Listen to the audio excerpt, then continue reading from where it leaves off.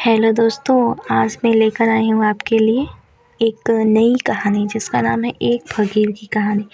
ये कहानी चीन की है।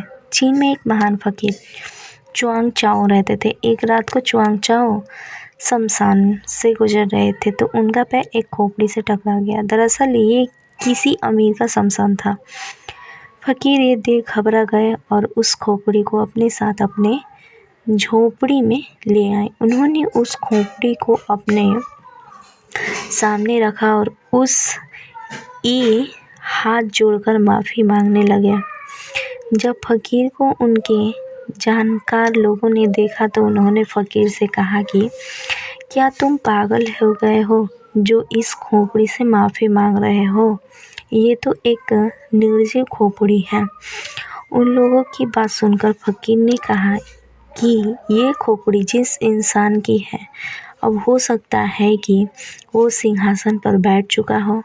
मैं इसीलिए माफ़ी मांग रहा हूँ क्योंकि अगर आज ये इंसान जीवित होता तो पता नहीं मेरा ने कहा कि ये खोपड़ी जिस इंसान की है, अब हो सकता है कि वो सिंहासन पर बैठ चुका हो। मैं इसलिए माफ़ी मांग रहा हूँ क्योंकि अगर ये इंसान जीवित होता तो पता नहीं मेरा क्या हाल करता। इसीलिए इससे यहाँ माफ़ी मांगना सही है। उसकी ये बात सुनकर सभी हंसने लगे। तब फ़कीर ने कहा कि मैं सोचता हूँ कि जब ये इंसान जीवित होगा तो सोचता होगा कि मैं एक सिंहासन पर बैठा हूँ। इसके अंदर कितना अभिमान होगा। उस समय इसने ये बिल्कुल भी नहीं सोचा होगा कि इसकी खोपड़ी एक फ़कीर के पैरों से ठोकर खाएगी। उस समय में इससे सब डरते होंगे, परंतु आज इसकी खोपड़ी ठोकर खाने के बाद उठ तक भी नहीं कर पा रही।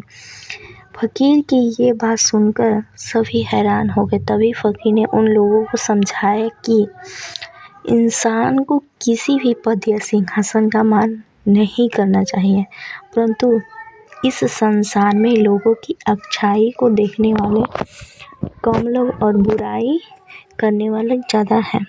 नमी वार्ता रामू किसान और उसके दुख जीवित कहानी। परंतु इस पर दुखी और नाराज़ नहीं होना चाहिए, बल्कि अपने अंदर एक बार ज़रूर झांकना चाहिए। हो सकता है कि हमारे अंदर कमी हो और उस इंसान के कहने मात्र से हम अपनी उस कमी को दूर करें, अपने आप को एक सफल इंसान बना सकें।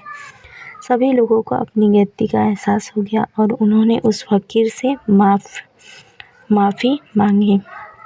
दोस्तों, आपको ये कहानी पसंद आई तो प्लीज़ वीडियो को लाइक और चैनल को सब्सक्राइब ज़रूर कीजिए। धन्यवाद।